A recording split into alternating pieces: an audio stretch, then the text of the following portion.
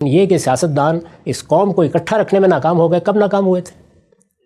یہاں پر ملک کے ٹکڑے ٹکڑے ہونے لگ گئے، کب یہ تصویر ہمارے سامنے آئی تھی؟ یہ منظر تو ہم نے آخری درجے میں اس وقت دیکھا جب یہ حضرات 10 سال تک اس ملک پر حکومت کر کے عشرۂ ترقی منا رہے تھے اور ادھر ملک اس مقام پر پہنچ رہا تھا۔ یہ ملک تو لخت اسی فوج کی قیادت پہ ہوا ہے، اسی کی رہنمائی میں ہوا ہے، اسی کے اقدامات کے نتیجے میں ہوا ہے۔ جب سن 58 میں دستور کو ختم کر دیا گیا تو اس کا مطلب کیا تھا؟ اس کا مطلب یہ تھا کہ اس قوم کی وحدت کے لیے جو میثاق وجود میں آیا تھا اس کو پارا پارا کر دیا گیا۔ اس لیے یہ ملک جن لوگوں نے بنایا ہے وہ سیاستدان ہے۔ قائد اعظم محمد علی جناح بھی ایک سیاستدان تھے۔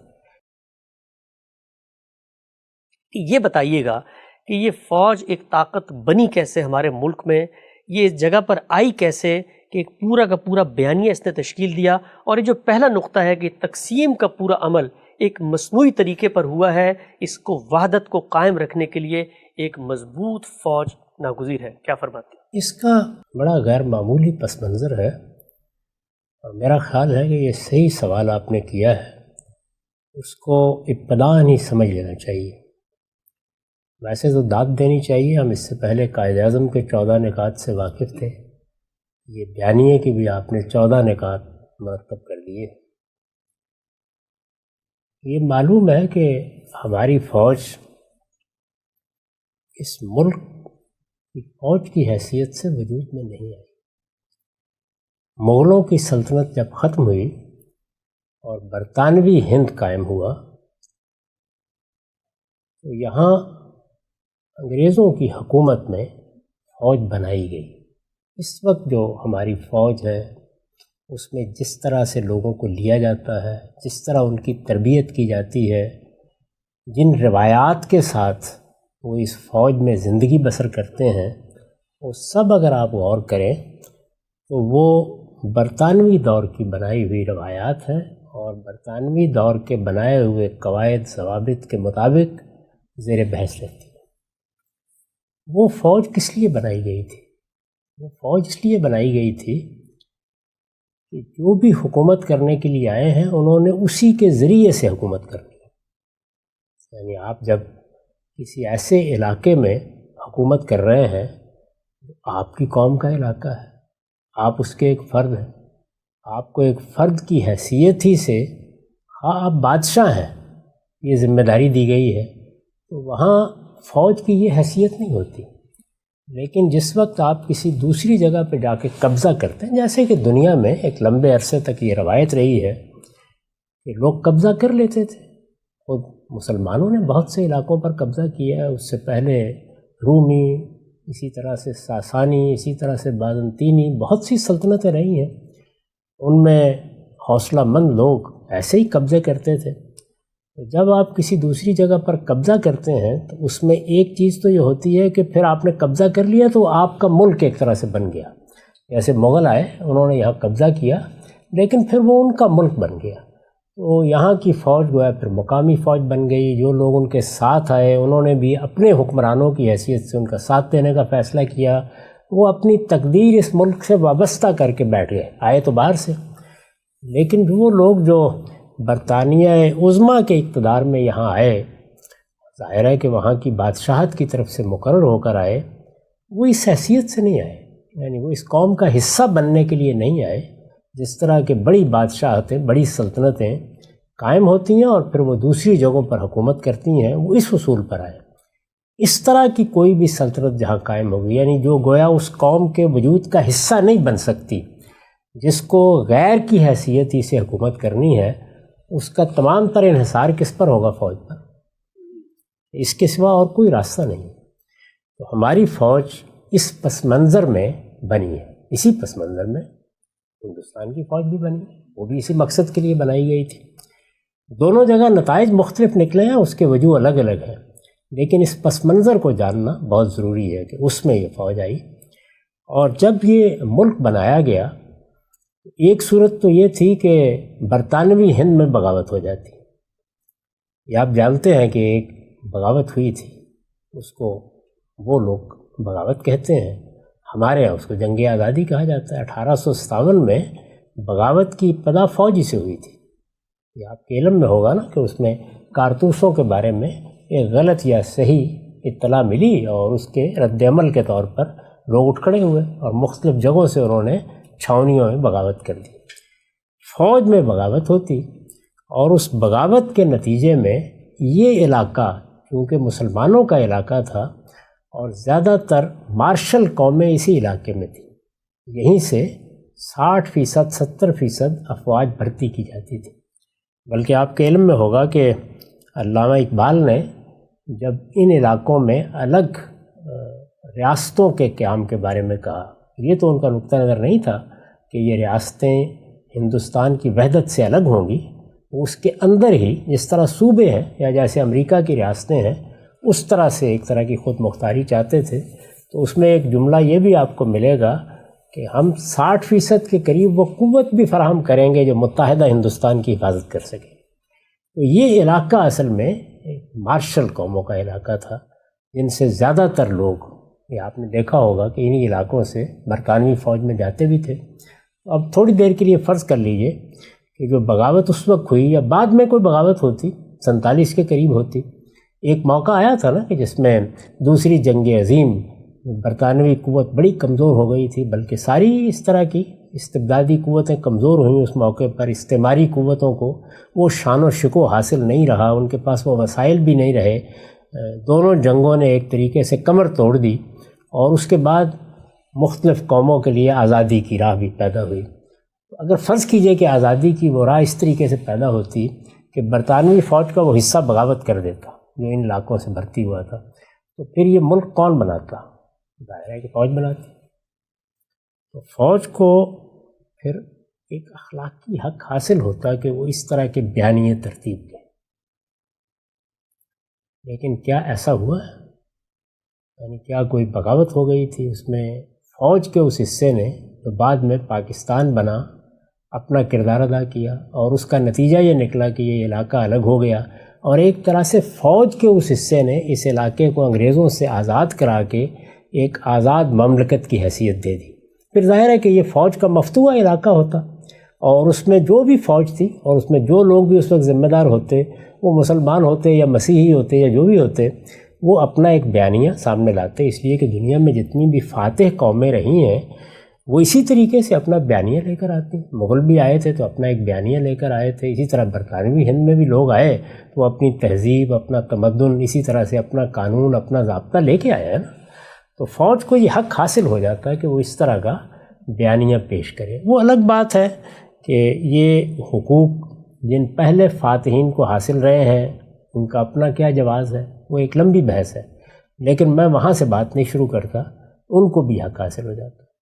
یہ ملک اس طرح سے نہیں بنا، یہ اس طریقے سے بنا کہ اس میں سیاسی جد و جہد ہوئی، یعنی کوئی فوجی یا عسکری جد و جہد نہیں ہوئی، فوج کے کسی حصے نے بغاوت نہیں کر دی، یا ایسا بھی نہیں ہوا کہ کچھ لوگوں نے آگے بڑھ کر، جیسے ایک زمانے میں ہوا تھا کہ سید احمد شہید نے اور شاہ اسماعیل شہید نے ایک باقاعدہ لشکر بنا لیا اور پھر اس لشکر نے کچھ علاقے فتح کر لیے تھے، وہاں اپنی حکومت قائم کر لی تھی انہوں نے۔ وہ الگ بات ہے کہ اس کا انجام اچھا نہیں ہوا۔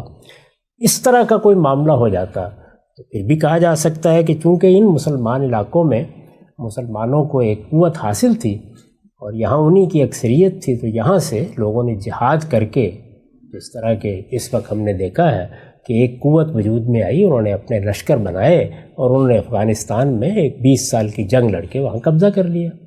یہ صورت بھی نہیں ہوئی، ان دونوں میں سے کوئی نہیں ہوئی۔ اس وقت بھی مجھے بہت اختلاف ہو سکتا ہے طالبان کی حکومت سے، آپ کو ہو سکتا ہے، لیکن انہوں نے افغانستان کو جنگ لڑ کے فتح کیا ہے، تو وہ اگر افغانستان کے لیے اپنا کوئی بیانیہ پیش فرمائیں تو اس کا کوئی اخلاقی جواز بنتا ہے ایک حد تک۔ یعنی وہ ایک الگ بحث ہے کہ کیا اس طرح کے فاتحین کا دور ہے اور ان کو اب قبول کیا جائے گا، اس بحث کو تھوڑی دیر کے لیے چھوڑ دیں۔ اگر ہمارے ہاں سے بھی اس طرح کے کوئی لشکر اسلام کا علم لے کے کھڑے ہوتے اور وہ اس علاقے کو فتح کرتے جس طرح کہ انہوں نے افغانستان کو فتح کیا، ہمارے سامنے فتح کیا ہے اور امریکہ جیسی طاقت سے لڑ کے فتح کیا ہے، یعنی اس میں بھی کیا عوامل ہیں وہ بھی ابھی زیر بحث نہیں، اور افغانستان پر قبضہ کر لیا ہے، تو پوری دنیا ان کی حکومت کو تسلیم نہیں کر رہی اس وقت، کسی ایک ملک نے بھی نہیں کیا، یہاں تک کہ ہم نے بھی نہیں کیا، لیکن وہ ایک بیانیہ پیش کرنے کا بہرحال حق رکھتے ہیں۔ تو یہ دو ہی صورتیں تھیں جس میں فوج کو کوئی بیانیہ پیش کرنے کا حق تھا، ان میں سے کوئی بھی پیش نہیں آئی۔ یہاں پر خالص سیاسی جدوجہد ہوئی اور یہ خالص جدوجہد اسی طرح ہوئی ہے جس طرح سے سیاستدان جدوجہد کرتے ہیں۔ اس لیے یہ ملک جن لوگوں نے بنایا ہے وہ سیاستدان ہے۔ قائد اعظم محمد علی جناح بھی ایک سیاستدان تھے، مسلم لیگ بھی ایک سیاسی جماعت تھی، اس نے اس ملک کو بنایا۔ یعنی ملک کو بنایا کیا، یوں سمجھیے کہ ہندوستان میں اس حصے کی علیحدگی کی تحریک چلائی۔ انہوں نے کہا کہ چونکہ یہاں اکثریت ہندوؤں کی ہے اور ان کے ساتھ کوئی دستوری معاہدہ نہیں ہو سکا، بہت کوششیں کی گئیں اس کی، اگر آپ تاریخ پڑھیں تو قائد اعظم کے 14 نکات کا بھی میں نے ذکر کیا، وہ بھی یہی تھے کہ کچھ نہ کچھ ایسا بندوبست ہو جائے جس میں مسلمان یہ محسوس کریں کہ وہ اپنی زبان، اپنی ثقافت، اپنی تہذیب اور اپنی مذہبی روایت کو محفوظ رکھتے ہوئے زندگی بسر کر سکتے ہیں۔ یہ مطالبہ درست تھا، غلط تھا، اس وقت یہ زیر بحث نہیں ہے، لیکن بہرحال ہماری جتنی بھی اس وقت کی قیادت تھی، ہمارے جتنے زعماء تھے، انہوں نے اس کو بڑی اہمیت دی اور انہوں نے کہا کہ نہیں، اس طرح کا ایک دستوری بندوبست ہونا چاہیے۔ ہم اس صورتحال کو قبول نہیں کر سکتے کہ ہندوستان کو اسی طرح چھوڑ دیا جائے اور جس طرح کی اکثریت کی حکومت قائم ہوتی ہے دنیا میں، یہاں بھی حکومت قائم ہو۔ یہاں پر بہت سی قومیں آباد ہیں، بہت سی زبانیں ہیں اور خاص طور پر یہاں مسلمان اپنا ایک مذہبی تشخص رکھتے ہیں، ان کی اپنی ایک تہذیب ہے، اس کا ایک پس منظر ہے، ان کی زبان بھی الگ، ان کے آداب بھی الگ، ان کا رہن سہن بھی الگ۔ تو اس میں بہت مشکل ہے کہ ایک ملک بنا کے رہا جا سکے۔ یہ یعنی بیانیہ تھا۔ تو اس بیانیے کو پذیرائی حاصل ہوئی، مسلمانوں کی بہت بڑی تعداد نے اس کا ساتھ دیا۔ سیاسی عمل جس طرح سے ہوتا ہے اسی طریقے سے ہوا۔ یہاں کانگریس بھی سیاسی جدوجہد کر رہی تھی اور وہ پورے ملک کی آزادی کی جدوجہد کر رہی تھی، اور کم و بیش اس پر بھی یعنی کئی دہائیاں گزر چکی تھیں۔ ان لوگوں نے بھی اس میں علیحدگی کا یہ فلسفہ پیش کیا اور اس کے وجوہ و اسباب بتائے۔ جب اس کو غیر معمولی پذیرائی حاصل ہوئی تو آہستہ آہستہ، کیونکہ عوامل ایسے پیدا ہو گئے تھے کہ انگریز یہاں سے رخصت ہو، برطانوی ہند میں ایک نئی مملکت قائم کی جائے اور ہندوستان کو آزاد کر دیا جائے۔ آزاد کن معنی میں، اس پر میں ذرا آگے جا کے بات کروں گا۔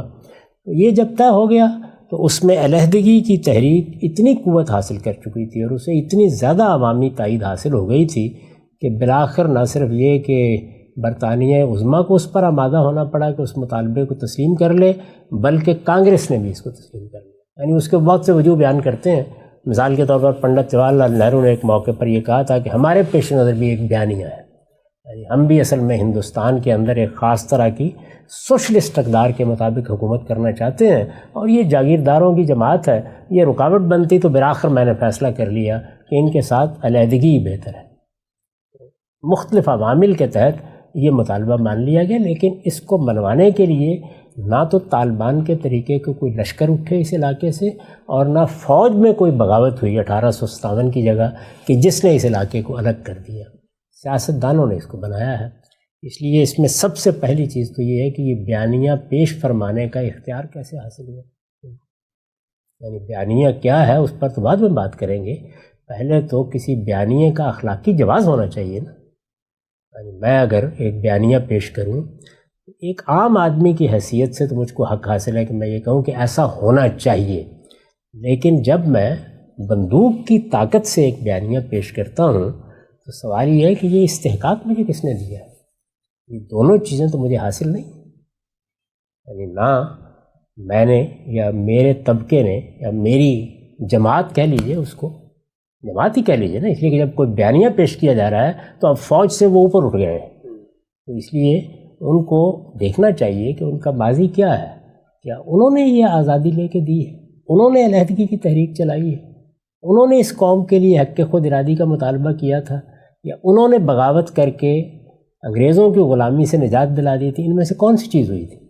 جب ان میں سے کچھ بھی نہیں ہوا تو پھر سیاستدان تھے، قائد اعظم تھے یا اور دوسرے مسلم لیگ کے سیاستدان تھے، جن کی جدوجہد کے نتیجے میں اب یہ غلط یا صحیح ایک الگ بات ہے، یہ ملک بنا۔ تو اس لیے یہ سیاستدانوں ہی کا کام ہے اور یہ انہی کا حق ہے اور انہی کے لیے اس کا اخلاقی جواز ہے کہ وہ اس قوم کو کس طرح چلنا ہے، اس کی خارجہ پالیسی کیا ہونی ہے، اس کے دستوری قواعد کیا ہونے ہیں، اس میں اقتدار کے معاملات کیسے طے ہونے ہیں، اس کا بیانیہ پیش کریں۔ یہ بیانیہ پیش کرنے کا ان کے علاوہ کسی اور کو حق نہیں۔ سیاسی عمل ہے جس کی کوکھ سے اس ملک نے جنم لیا ہے۔ تو اس لیے سب سے پہلی چیز تو یہ ہے کہ یہ بیانیہ پیش کرنے کی جسارت ہی کیوں کی گئی، کیا وجہ ہے؟ اور اگر فرض کر لیجئے کہ کچھ لوگ ہیں جن کا یہ خیال ہے کہ وہ ایک رائے رکھتے ہیں، تو پھر ان کو چاہیے کہ اسی طرح سیاست کے میدان میں آئیں، اسی طرح سیاسی جماعتوں کا حصہ بنیں، انہی راہوں سے وہ بھی گزریں جن سے سیاستدان گزرتے ہیں، پھر اپنا بیانیہ پیش فرما دیں۔ میرا خیال ہے کہ پہلی بنیادی بات یہ ہے کہ اس کے پیچھے در حقیقت وہی غلبے کی نفسیات ہے جس سے یہ سب لوگ پیدا ہوئے۔ یہ ابھی تک برطانوی ہند کی فضا میں رہ رہے ہیں، جس میں ایک باہر کی قوم آ کے لوگوں پر حکومت کر رہی ہے، اور یہ فراموش کر دیا انہوں نے کہ اس ملک کو وجود میں لانے کا ذریعہ سیاستدان بنے۔ وہ فیصلہ کریں گے کہ کیا بیانیہ ہونا چاہیے، اور وہی بیانیہ ہے جس میں اخلاقی طور پر اس ملک کے لوگوں کو اپنا حق استعمال کرنا ہے۔ یہ نہ بیوروکریسی کے لیے جائز ہے کہ وہ اس طرح کا کوئی بیانیہ پیش کرے، نہ فوج کے لیے جائز ہے۔ تو میں سب سے پہلے تو یہ بیانیہ پیش کرنے کی جسارت ہی کو جسارت بیجا سمجھتا ہوں، اور میرا خیال ہے کہ اس طرح کا بیانیہ پیش کرنے والوں کو سب سے پہلے یہ بتانا چاہیے کہ حیاض قدر خود بشناس۔ سب کہا جاتا ہے کہ چلیے ٹھیک ہے، آپ کی بات مان لیتے ہیں علمی طور پہ، سیاسی طور پہ، اخلاقی طور پہ، فلسفیانہ طور پہ، کہ جنہوں نے ملک بنایا وہ سیاستدان ہیں، انہیں حق ہے کہ وہ ملک کے مستقبل کا نقشہ خاکہ لوگوں کے سامنے رکھیں، لیکن ملک بنا دیا انہوں نے، لیکن بنانے کے بعد ملک کو بچانا بھی تو ہے۔ اب صرف یہ تو نہیں کہ ملک جنہوں نے بنایا تھا جیسے چاہیں وہ اس کو لے کر چلیں اور اس کی لٹیاں ڈبو دیں۔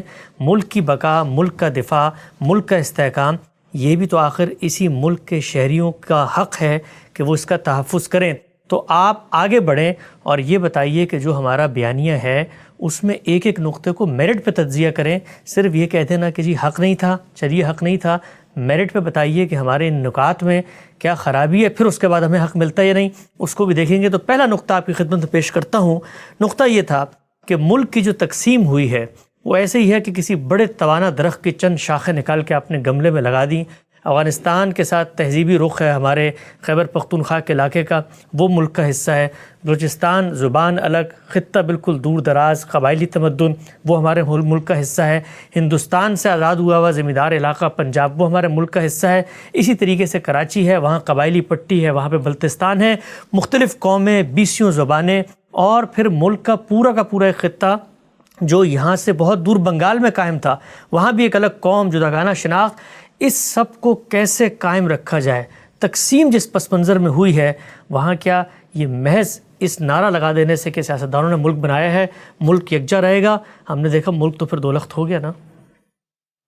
اس میں پہلی بات یہ سمجھ لینی چاہیے کہ یہ مقدمہ کیا ہے کہ یہ ملک ایسے بنایا گیا ہے کہ اس میں مختلف قومیں آباد ہیں، مختلف زبانیں بولنے والے لوگ ہیں۔ کیا جو بھارت اس کے مقابل میں ہے وہ ایک ہی قوم کا ملک ہے؟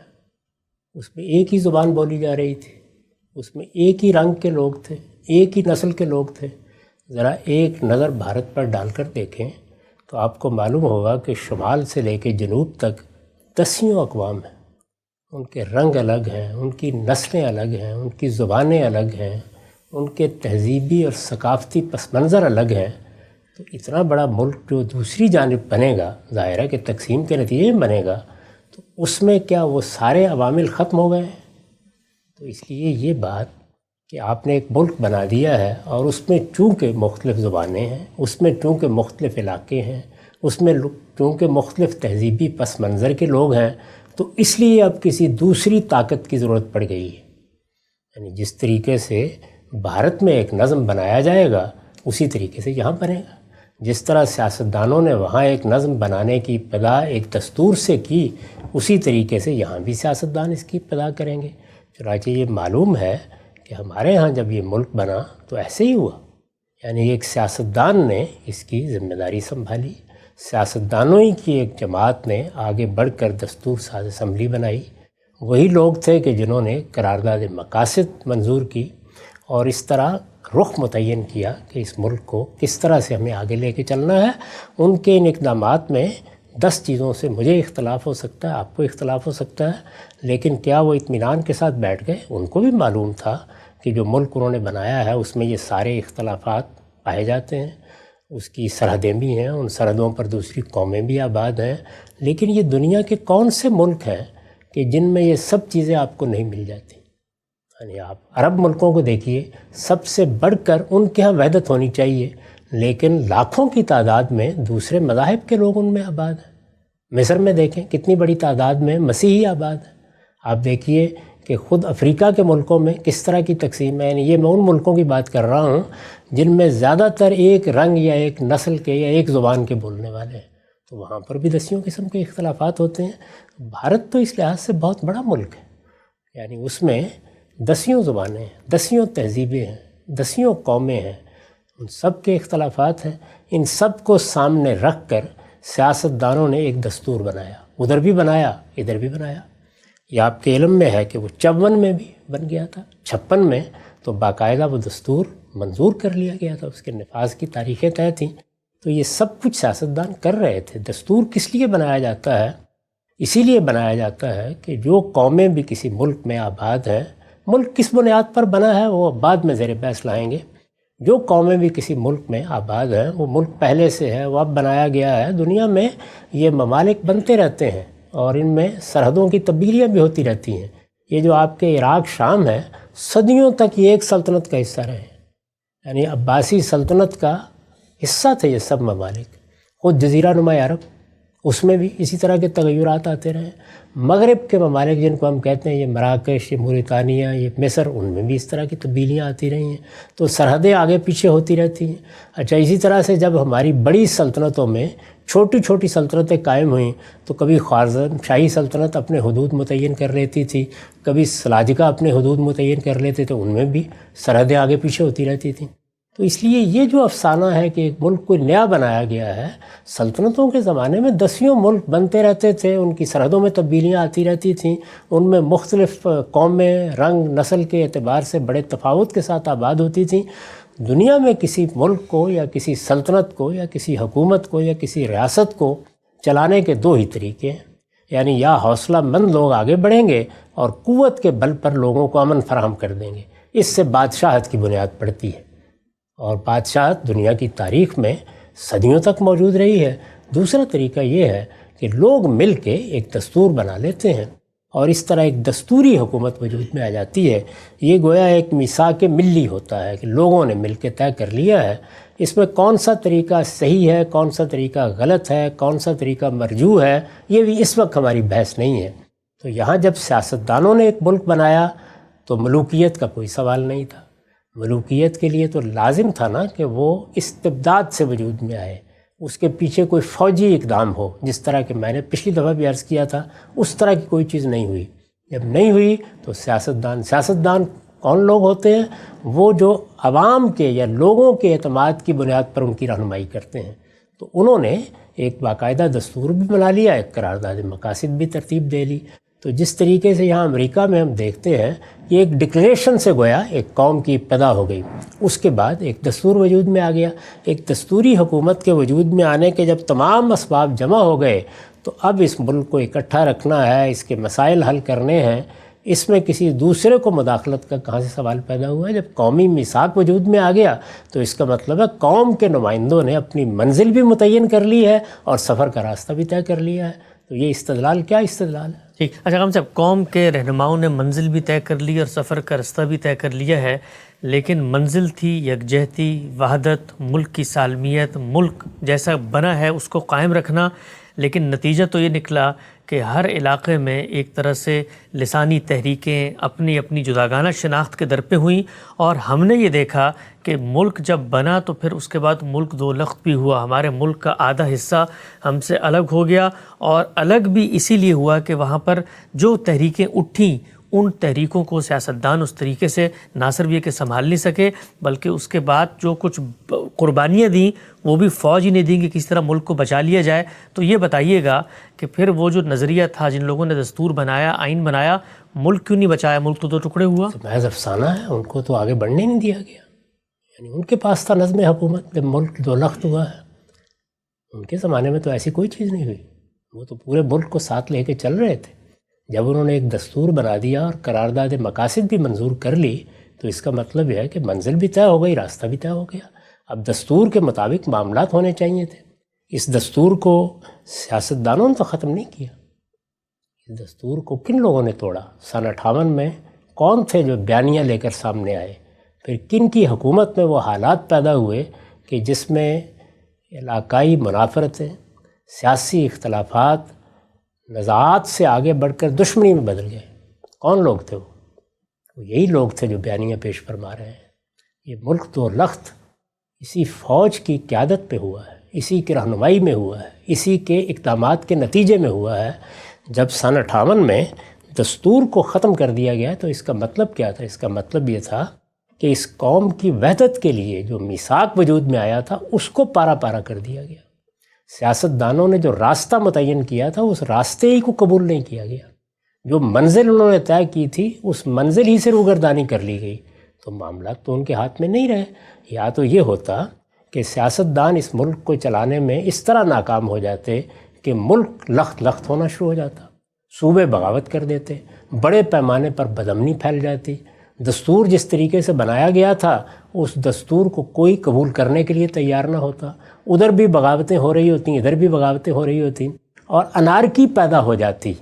اور پھر کوئی فوج یا کوئی بندوق والا یہ اقدام کرتا تو پھر میں عرض کرتا ہوں کہ کوئی اخلاقی جواز ہوتا.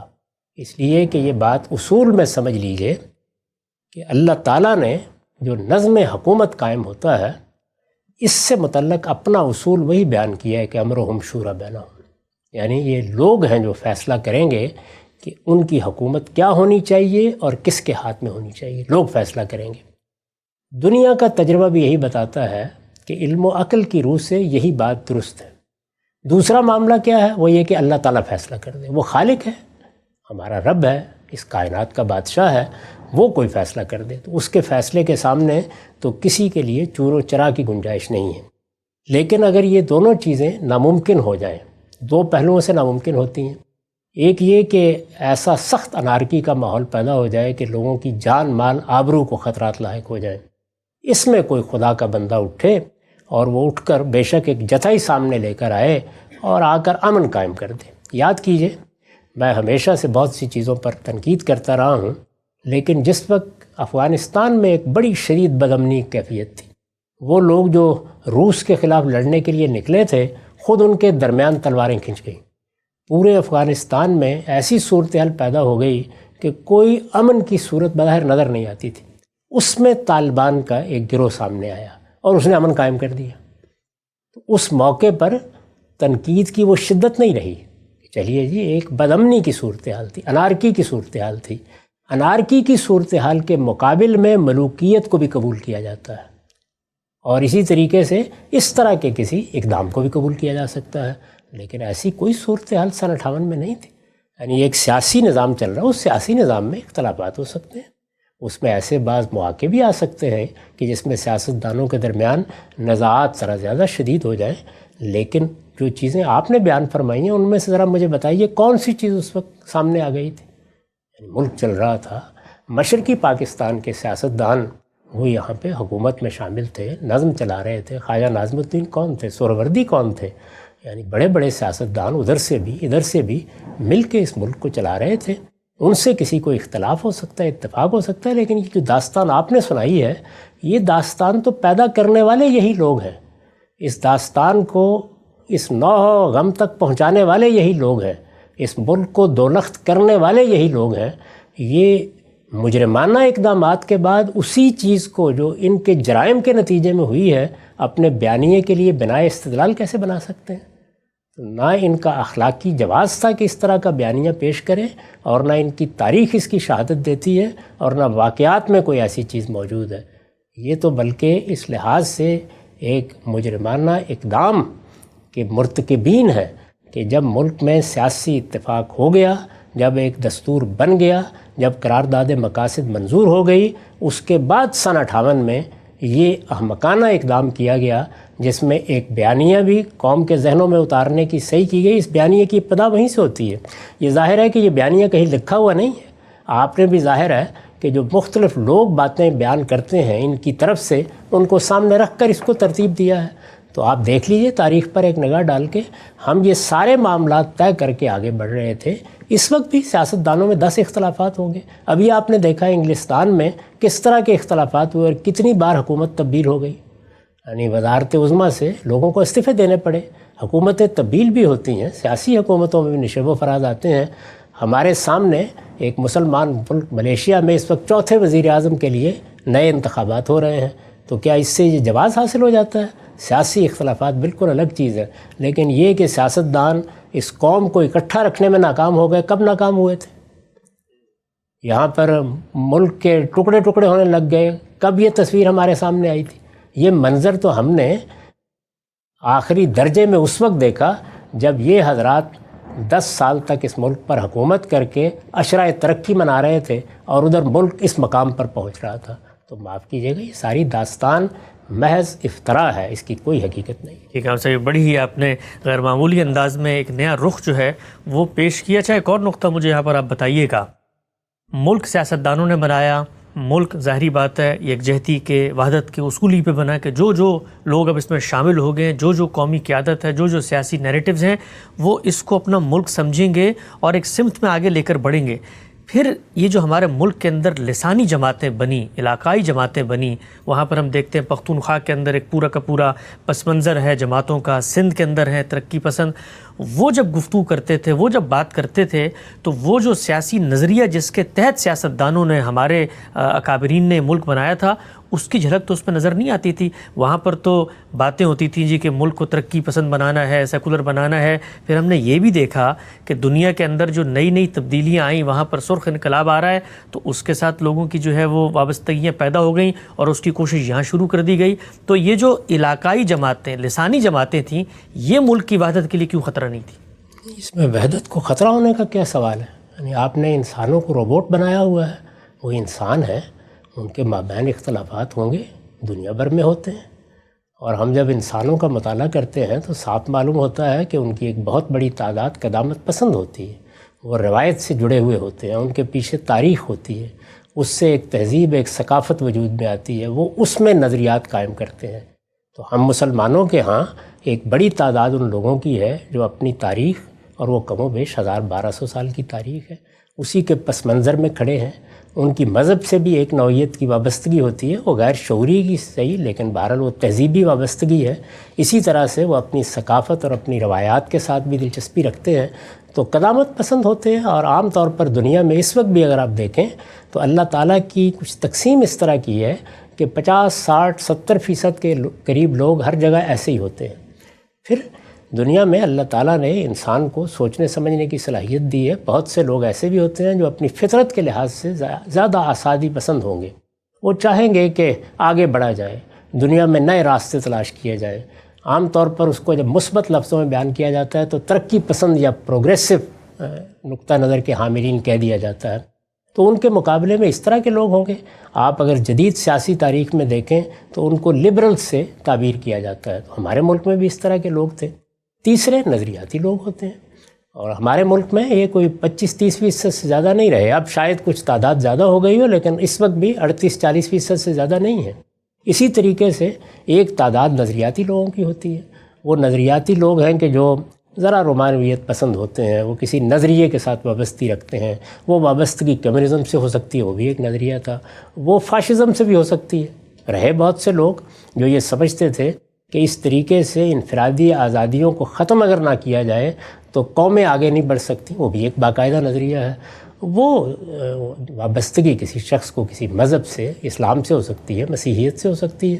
تو اس طریقے سے یہ دنیا اسی اصول پر بنی ہے. اس میں یہ اختلافات رہیں گے، یہ تنوع رہے گا.